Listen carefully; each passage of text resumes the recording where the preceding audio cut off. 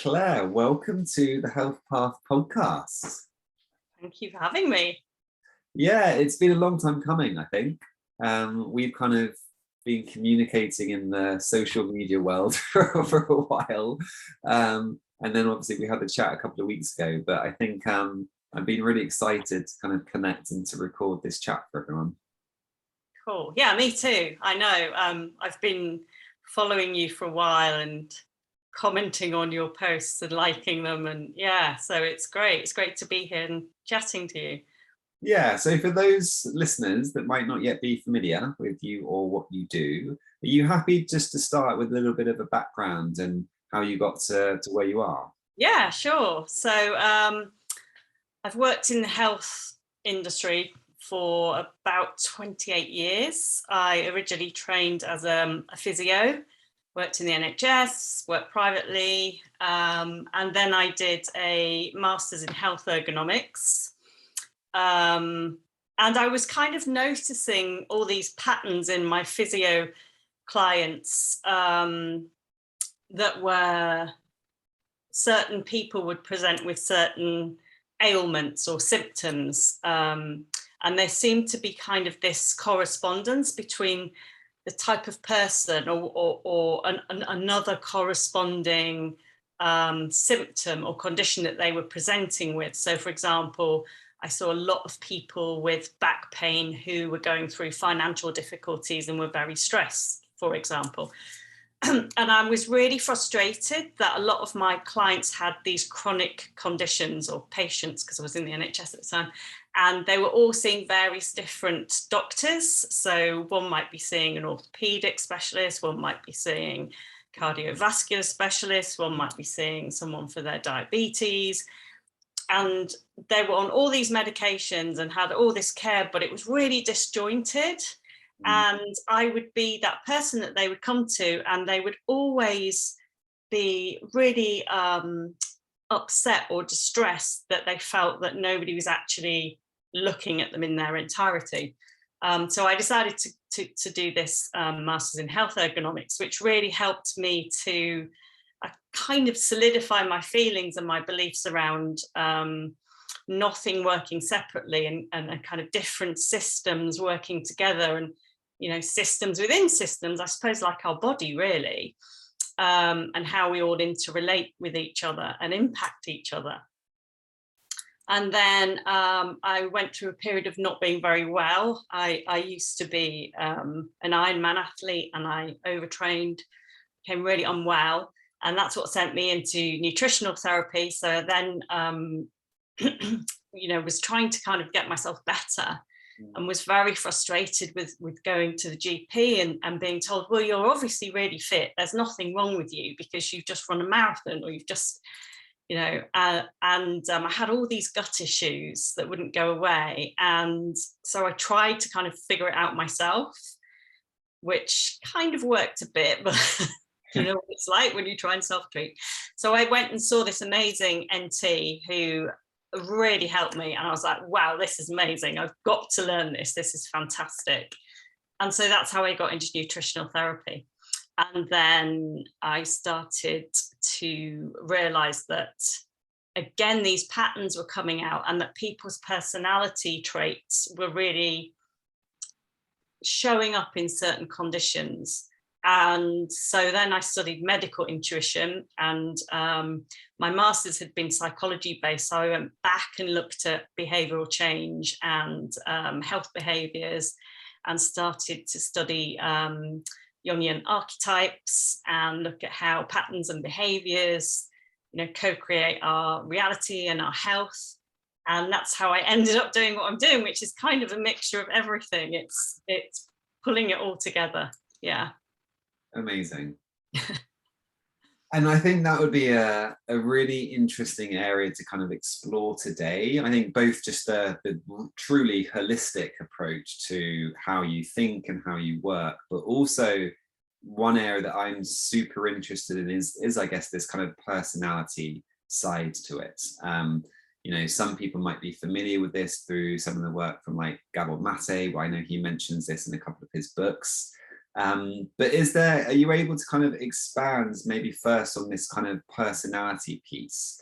Yeah, so it's, yeah, I don't actually, so there are different approaches to looking at how we, I suppose, personality and traits. And so Carl Jung has his kind of 4 functions where he talks about somebody being extroverted or introverted and feeler or a thinker, or, you know, and some people talk about type A personality or type B personality.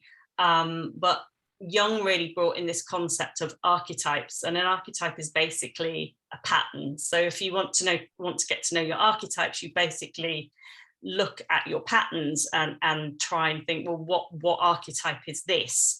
And so, you know, when you're busy learning something and looking at all your research papers, you're in your student archetype or your seeker archetype because you're seeking to learn more. So it's not really complex. It's when you get into it, it's quite simple. And of course, on top of that, there is the layer of, yes, you can be extroverted or you can be introverted, and you can be an intuitive or you can be analytical.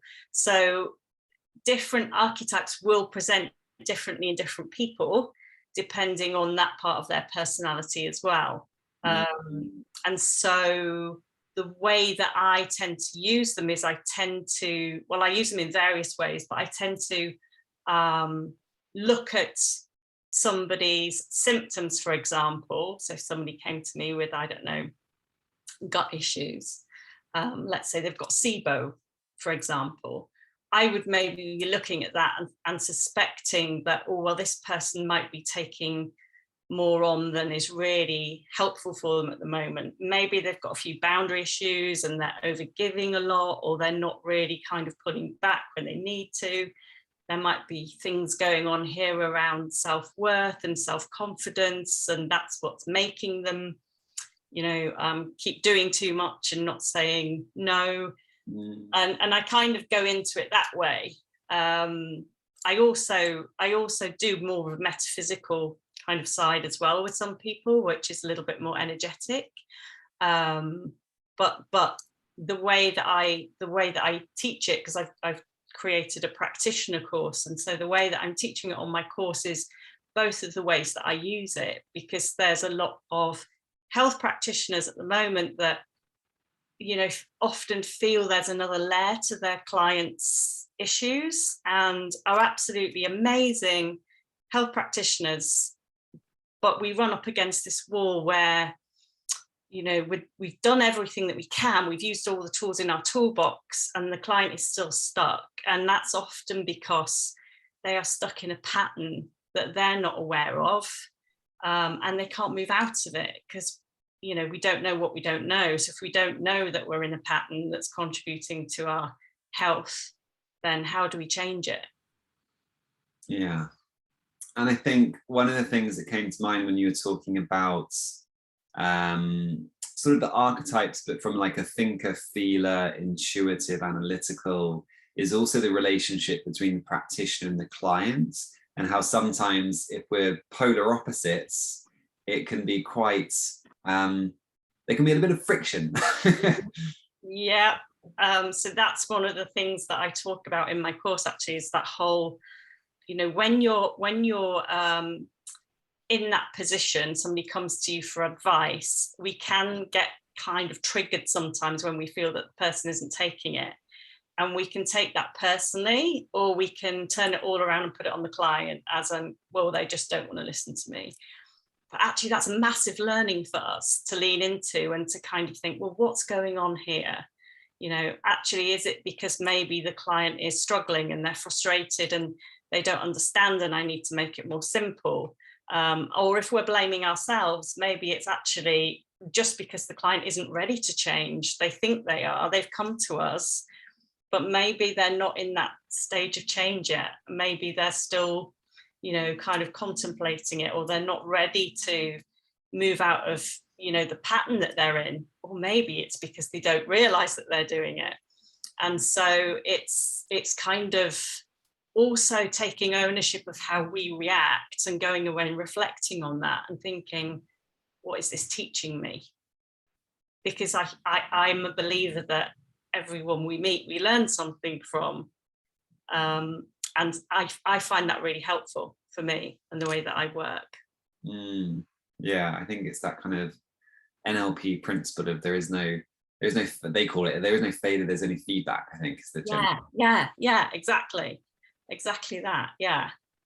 And you mentioned the concept of sort of metaphysical earlier, so are you able just to kind of expand on what you mean by that for people that might not be familiar with that term? Yeah, so I've just been writing a post about this actually, that when we're trained in Western medicine, in the Western medicine system, it's all very kind of physical. So your brain works in this way, your mind works in this way, and we've got psychology for that, or we've got psychiatry, and then we've got these different systems in our body, and these are the physiological causes of illness. This is the anatomy and biology, and that's it. And then when you look at the Eastern approach, they really consider energetics. So they look at the flow of energy through the body, the prana or the yin and the yang, and they look at masculine and feminine energies, and they bring that concept into their medicine. And for me, that's a more holistic, holographic way of looking at ourselves, because everything is energy. It's just presenting differently depending on how it vibrates. And all of that is supported by science, so we can't dispute that. But we're not taught that. We're not actually taught that some of our subconscious patterns manifest as illness or co-create our reality. So we're very aware that some patterns are unhealthy. If we smoke, we are more likely to suffer with certain diseases, for example, or if we don't exercise, we are more likely to suffer with certain illnesses. But we're not actually made aware that even our subconscious patterns, like people pleasing or codependency or overworking, contribute to our life experience and contribute to our health, because over time, those patterns do manifest as physical symptoms in our bodies. And that's what I was seeing in my clients all those years ago. And for me, it's just another really, really helpful layer to put into the way that I support my clients. I don't necessarily say to them, "Oh, you're a people pleaser," or but we might have a discussion around boundaries and how much they're doing, and do they feel they can pull back, and how is this helping them, and are they aware that they do this? And sometimes it's kind of planting those seeds and then helping people to change their behaviors into more supportive ones that can be that catalyst that really helps them to get that that change that we so desperately want to help them with. Yeah, I think that's crucial. What's the underlying needs that you're trying to meet through that behavior? Ultimately, I think relationships are always a great example and a great mirror of where this type of stuff can kind of come up. Ultimately, I was having a conversation with a couple of friends yesterday around attachment types, and how sometimes we kind of unconsciously are getting into certain relationships that create that sort of feedback loop whereby we're validating some of our underlying beliefs that we might not be truly consciously aware of. But especially I think if we see themes coming up within areas of our lives, then there's time for some introspection to see what's truly going on there. Yeah, definitely. And we do tend to attract the same kind of relationships with the same patterns, and sometimes we desperately try and kind of change that person, or we kind of like, why are they like that? But actually change always starts with us, so we need to kind of look at ourselves and think, what is it that's going on? Why do I keep attracting these people? And one that we do a lot as health professionals when we're in service to other people is we can often fall into that kind of shadow rescuer or that shadow healer, where we kind of want to go and fix people. And so sometimes we find that we're attracted, or people come to us that need our help. And we can fall into this trap of trying to offer people help even when they haven't asked for it, because we get so used to doing it, it becomes kind of like the norm. And then it can be really frustrating when people either don't take our advice or don't really want to do what we're saying, or take the advice that we're offering. And so, yeah, absolutely, we do kind of have these relationships that are showing us. In fact, I'd say that's how we learn the most about ourselves, is how we relate to other people. Yeah. And I think nutritional therapists are a great example of, so many of us are just helpers. Yeah. So many of us are wounded healers. Ultimately, Yeah. we have our own health journey that's got us to where we are as well. And a lot of us, I hope NTs listening don't mind me saying this, I can put my hand up if I've been there. There are boundary issues because of that desire to help. So how many have flirted or hit burnout, for example, as a result of that? It's just such a common story that you hear. Yeah, it really is, because again, in today's society, overworking and overgiving is applauded. If you want to be seen as useful and helpful and nice, then you overgive, you do more for the other person you do for yourself. And looking after yourself is often seen as being selfish. And so I've been guilty of it as well. We can spend hours researching something for a client, or being really over accommodating, continuously changing the appointment time, or allowing the appointment to run over, or all of those things, which actually aren't helpful for either of us, because actually we're not then helping the client to have boundaries either. We're allowing them to violate our boundaries and giving them the impression that that's completely normal and okay. So I always say to people, when you're putting boundaries in place, they're as much for the other person as they are for you. They're never just about you. They're always helping that other person as well. Yeah, that's I've definitely been that practitioner who will just continually allow things to get rescheduled. It's fine. Yeah. I think we all do, because we're compassionate, and we understand that people have got busy lives and they're stressed, and we generally do want to help them. It's not normally because we're thinking, oh, I'll do this and then they'll like me. That's buried deep in our subconscious. We're not aware of that. So it becomes natural and normal for us to do things like that. Yeah. But that is I guess that sort of likability, but also the desire to potentially avoid sort of conflict within that relationship, especially if you don't necessarily have very clear T's and C's, which to be fair, I haven't, then you don't even have that to stand on. So then, is it easier just to be like, oh, okay, let's be flexible around this? Yeah, no, that's really important, because if you don't have that, you can't. You shouldn't necessarily need it, but again, this comes back to expectation and us projecting what we expect other people to do for us, because we would do that for them, and other people aren't us. So if we haven't communicated what we expect from other people, we can't really get frustrated and annoyed when they don't treat us in the way that we want to be treated. Right. Yeah. But we all do it.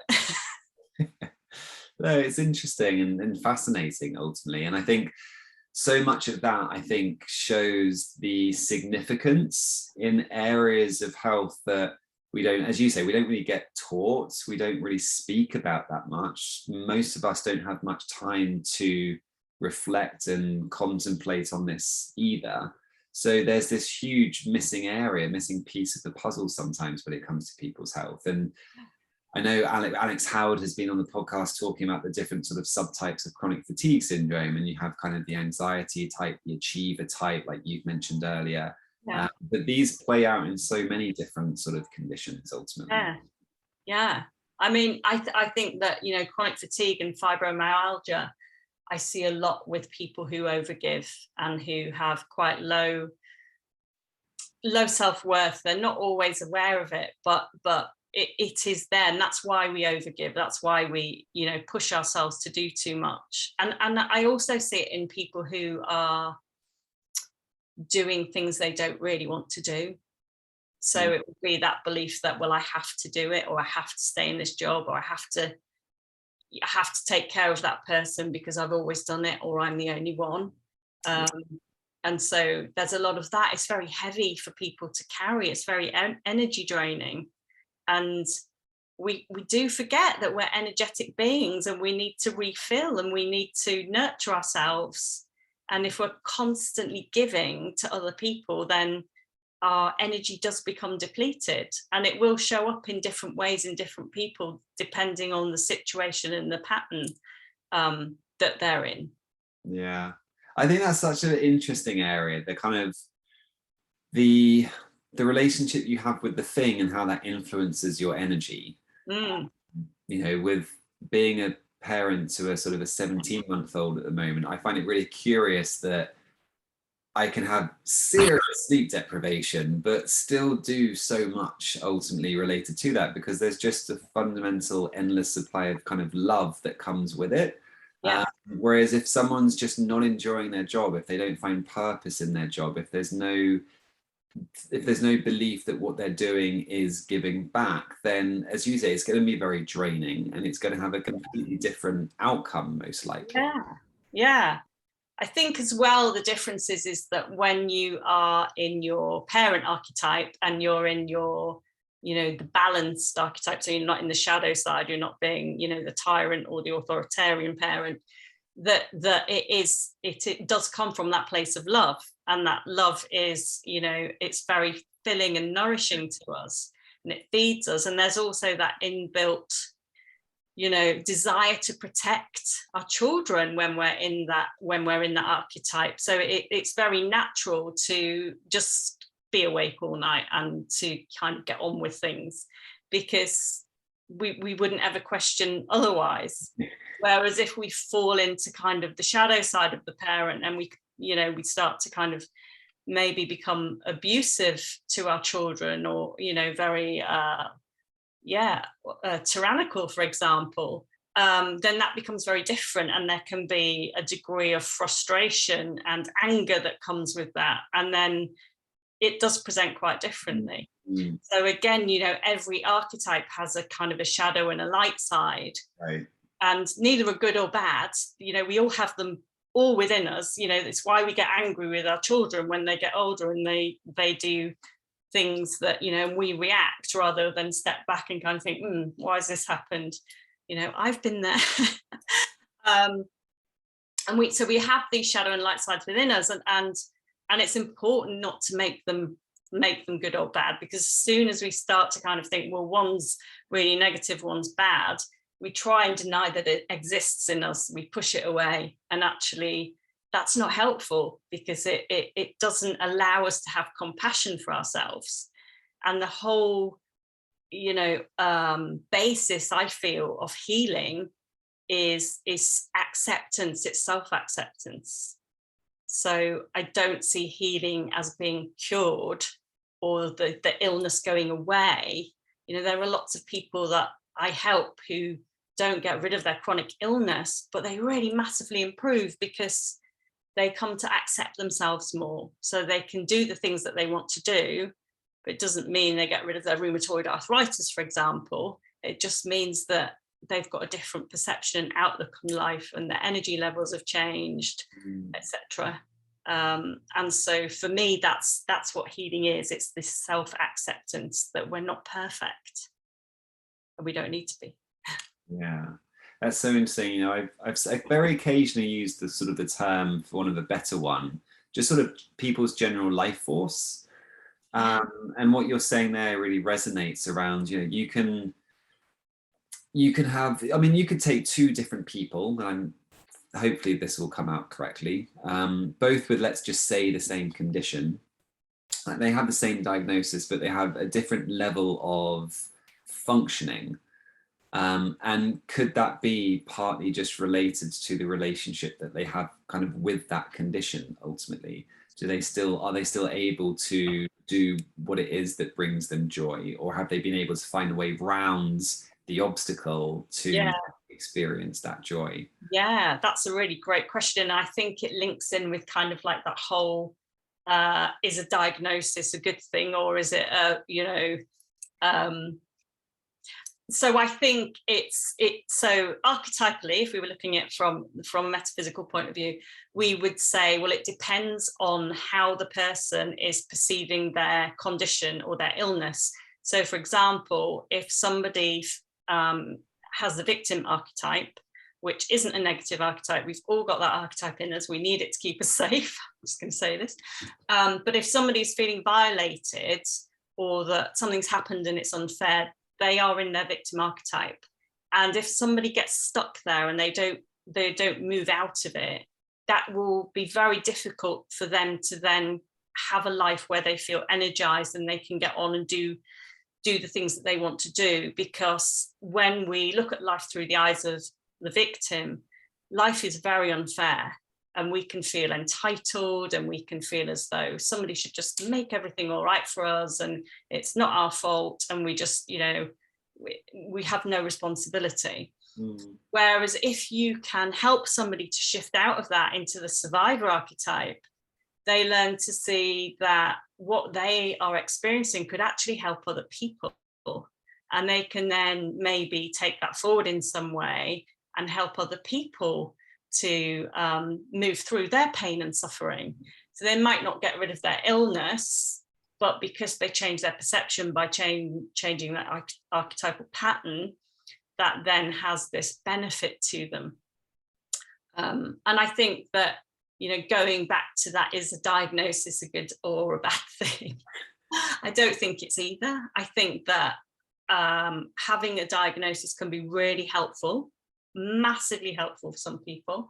For example, my son was diagnosed as having Asperger's when he was little, and it was amazing because he got lots of help and lots of support, which really, really helped him.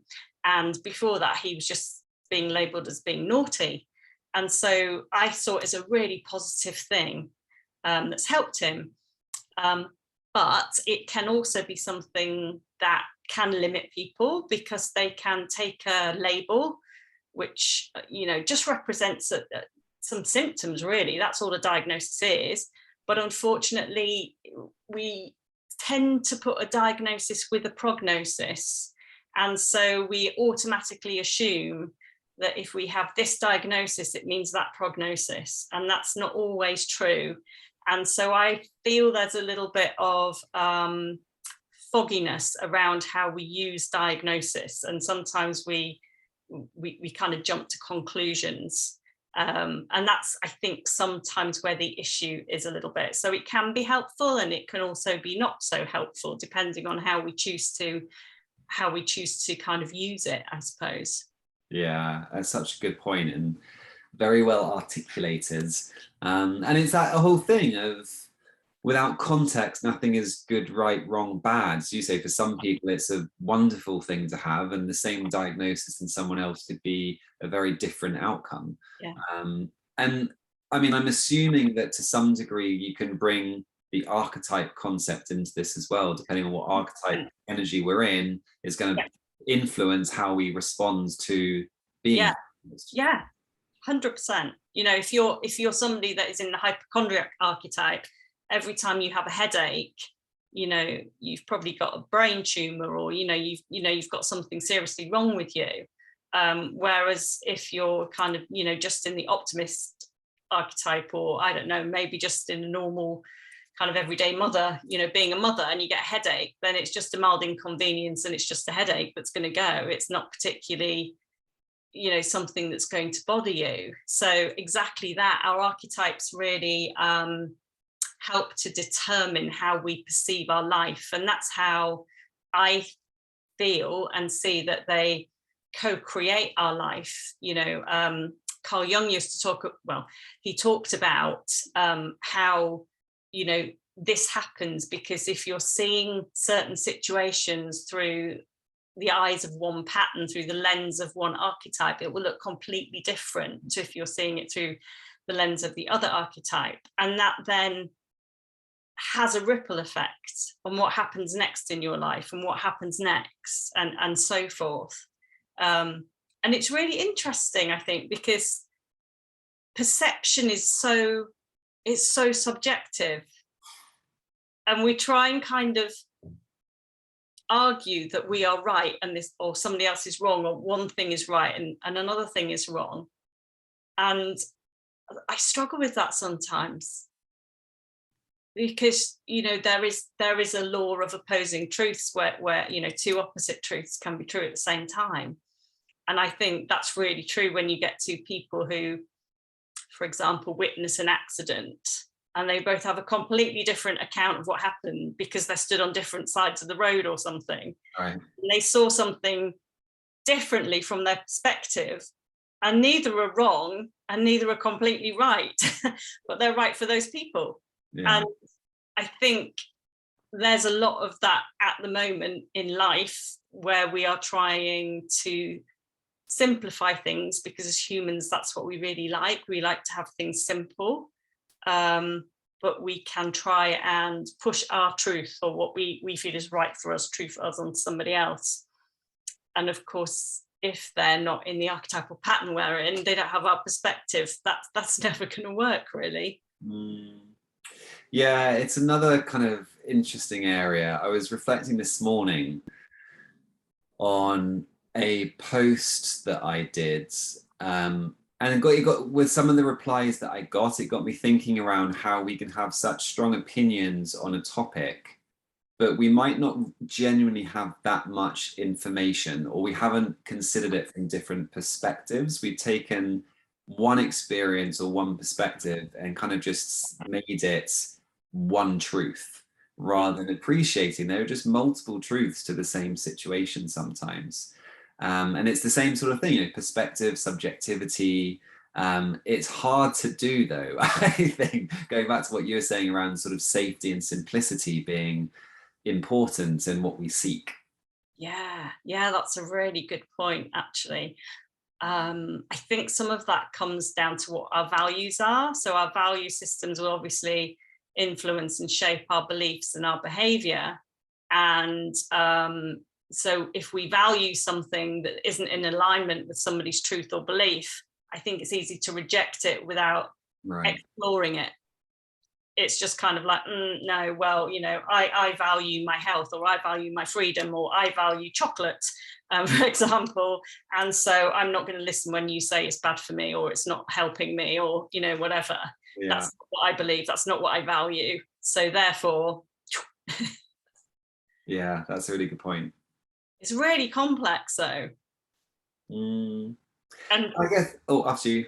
No, I was just going to say, human nature is to, we do react before we respond most of the time. Yeah. And that's a defense mechanism. Okay. Yeah. And that makes complete sense. What I was going to say was, what was I going to say? I guess that's the kind of key of mindfulness and presence. It's just having that opportunity to respond rather than react. Yeah, absolutely. Taking that step back. And actually, if we did that more, and we thought, is this going to matter in an hour? Is this going to matter in a day? Is it going to matter in a week, a year? Normally not. Yeah, but it is that we are very reactive as a species. We do, which is unfortunate, because, we do have the potential to kind of step back and to respond, but we all react. I do it. I'm becoming better at not doing it as quickly, but it takes a lot of conscious effort. Yeah. And comfort. Yes. Because ultimately you're doing the work, you're looking at sort of some of your shadow parts potentially, and it's going to be uncomfortable to unpick those things. Yep. Massive.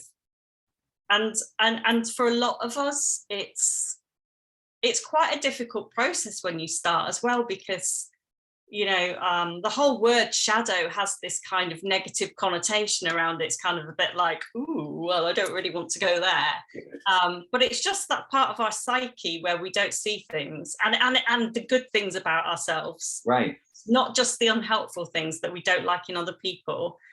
It's all the good things that we don't think we're good at.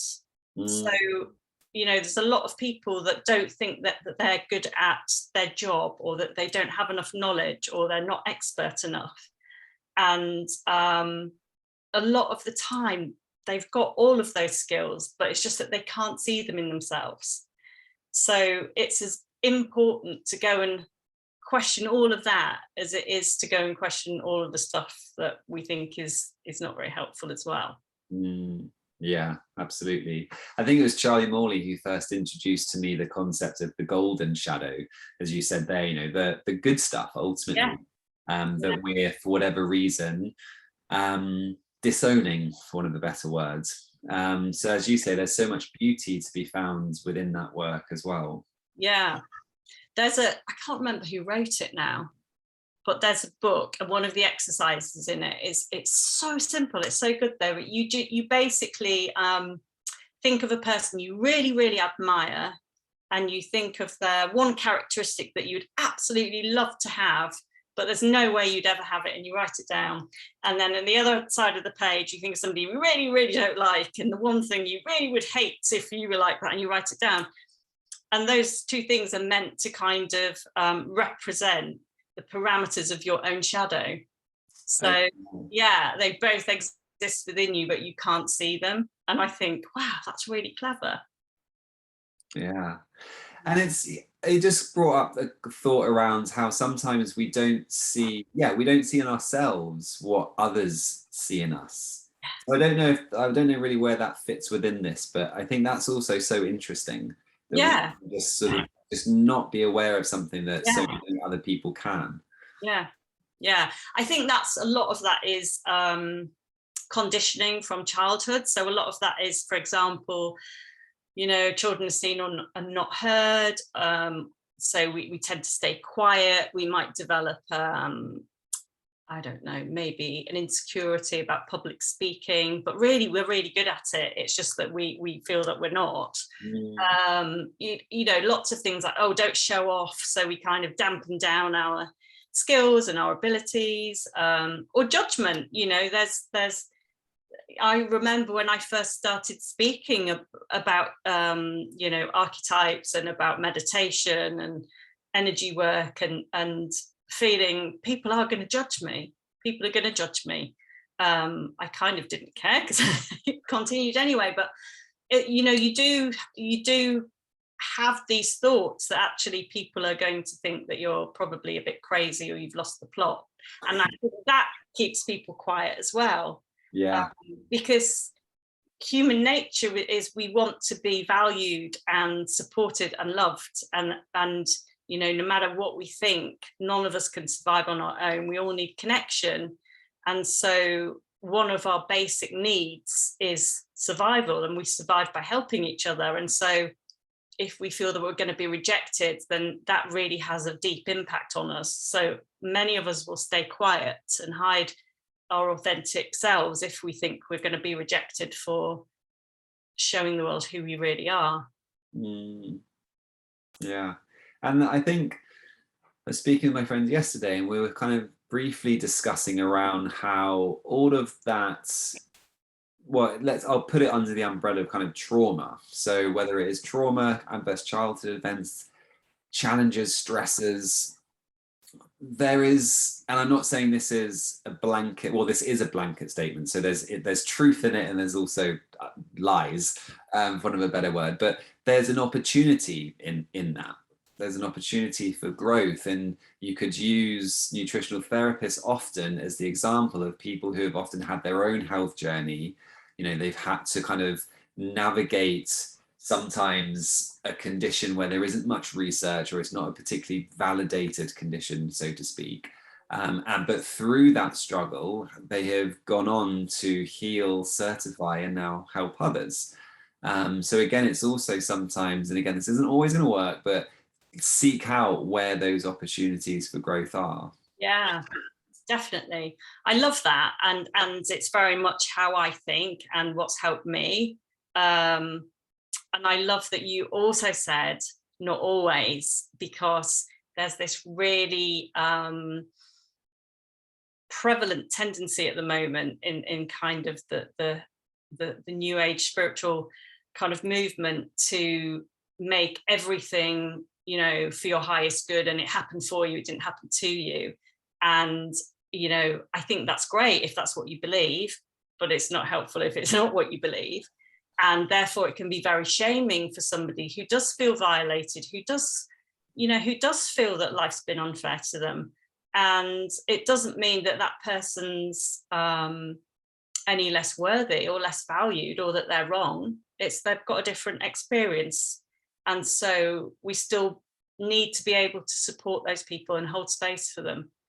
And sometimes through gentle coaching and, you know, just being there, we can help them to change their perspective, and they can move from that into, you know, turning that lead into gold, and it becoming something that really helps them. It becomes a springboard for their healing and growth. But to tell somebody that it's for their own good, I feel is not helpful. So I love that you put that bit in. Yeah, well, I mean, it can be just so damaging, can't it, ultimately? So damaging. So I think we have to be mindful, and I guess almost the theme of today is that sort of subjectivity and different perspectives are always going to be there ultimately. So even if it is true for me or you or someone else, it certainly isn't true for everyone. And yeah, I think it can be, I've seen it happen whereby it can be so harmful ultimately.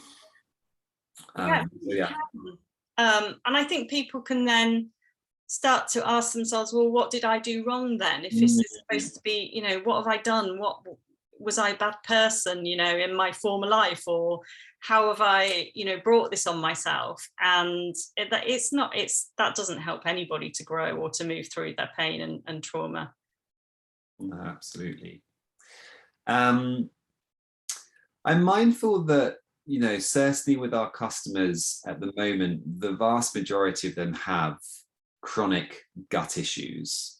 So I'm wondering whether we sort of finish off. You've touched on a few things around boundaries, for example. Is there anything else that you can sort of expand on, or just through your own experience, that might be helpful for some of our listeners there? Yeah, I think I did a free webinar. It might be on my website on this kind of thing. Okay. But, it's always slightly different. So I just want to kind of add this kind of disclaimer in, that it's not like a recipe book. So it's not like everyone you see with SIBO is going to be because they're, you know, a people pleaser, or they're an overachiever or whatever. But what I like to do is to think about, well, what is actually happening in this condition? So what's going on? So with intestinal permeability, well, there is this problem with the boundary. And so, you know, things are potentially kind of moving through that wall that shouldn't be moving through that wall. So for me, that represents some kind of boundary issue. So maybe the person has been violated or perceives they've been violated, or maybe the person is violating their own boundaries by, you know, doing too much or giving too much or whatever. And so that's one of the things that I would start to explore a little bit. You know, with different things with dysbiosis, it's really useful to kind of look at the different bacteria and to think about the function of them, and then what that might mean, and then, well, how would that kind of look symbolically on the outside? So kind of I follow this principle of as within, so without. So what's going on inside is going on outside of the person.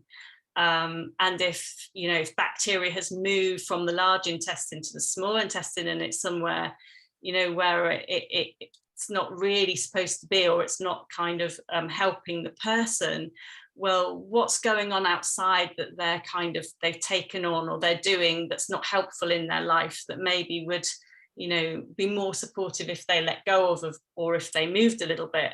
So I kind of would break it down a little bit and look at things, try and zoom in, and then also zoom out on the person and find out, well, what's going on in their life at the moment that you're that you're doing or not doing. You know, commonly I see people who come with, I've got IBS, who might be overworking.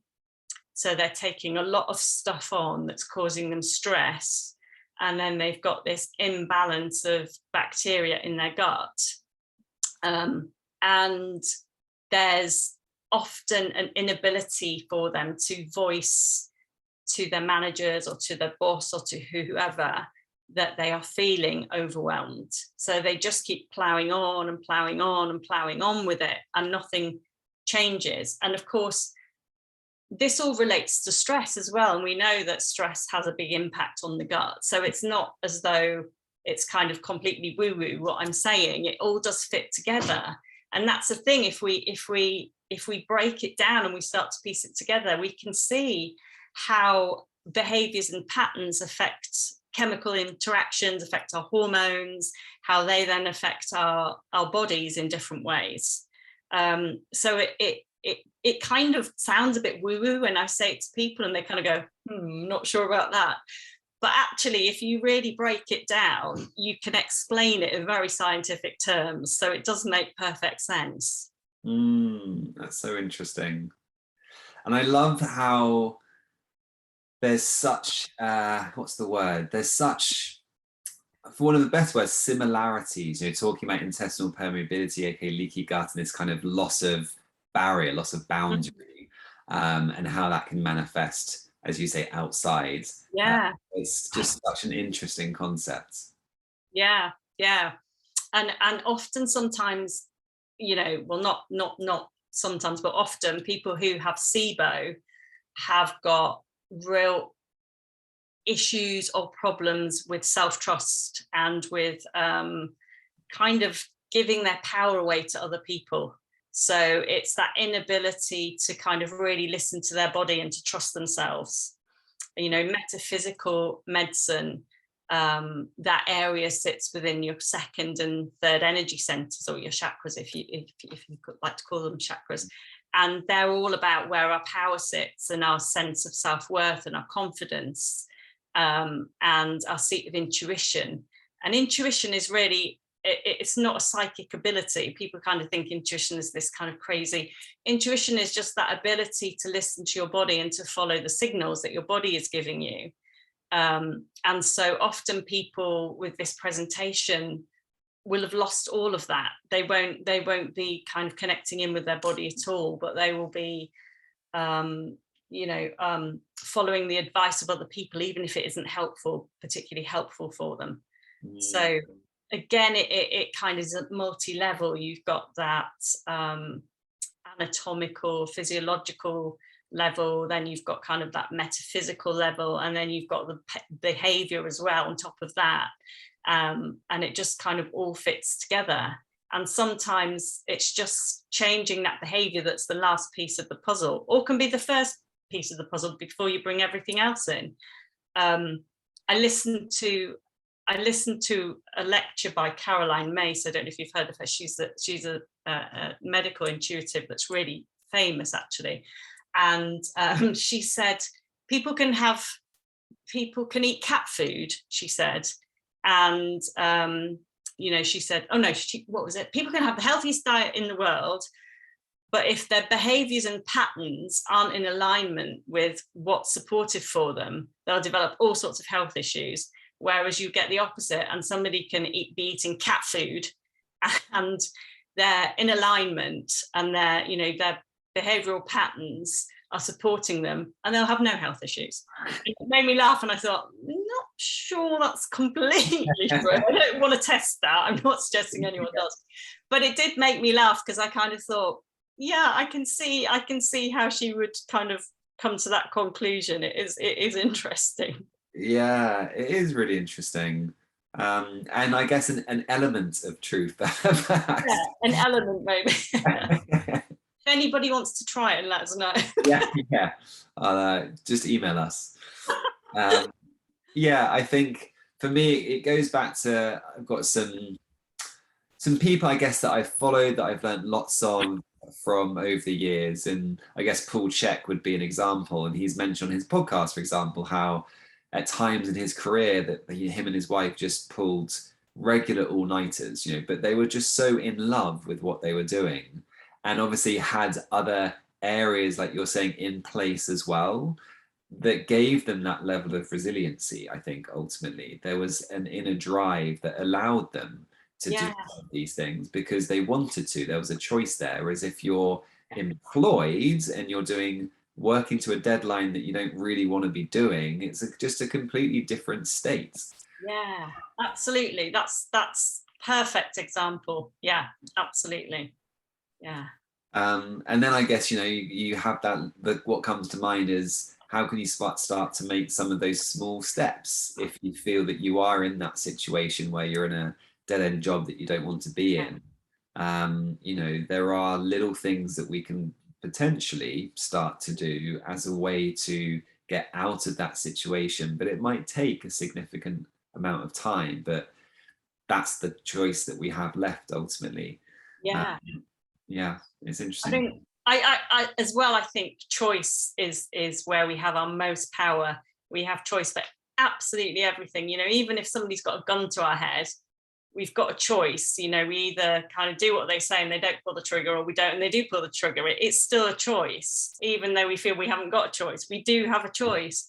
And I think, when we're in that situation where we feel, well, I'm in this job and I hate it, sometimes it's not about, well, I can leave my job tomorrow.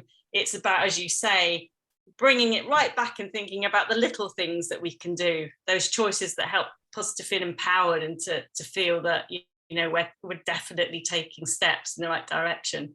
Yeah. What's the saying? We overestimate what we can do in a year and underestimate what we can do in 5 years, or something. Yeah, something like that. Yeah. And what comes to mind is I worked I had a couple of consults with like a 17-year-old from New Zealand a while back, and he was a gamer and he had his own YouTube channel around this and was making a pretty decent income for an adult via this YouTube channel. And for me, that's always been an example since around, there are so many opportunities now in the modern world that if you decided that that was something that resonated with you, do you have a hobby that you can start a YouTube channel with and over a few years build that into actually a revenue stream? And there are obviously countless other things that you could use as examples there as well. So yeah, it's kind of exciting in many ways. Yeah, I think there's never been a time where we're more free to kind of move around and have that flexibility. The days where you kind of, trained to do something or started a job and you stayed in that until you retired, they've long gone. Yeah, absolutely. Claire, thank you so much for coming on. I'm mindful of time. It's been an absolute privilege, and we might have to do round 2 at some point in the not too distant future. Thank you for having me. It's been really good fun. Thanks, Claire. Okay, bye for now.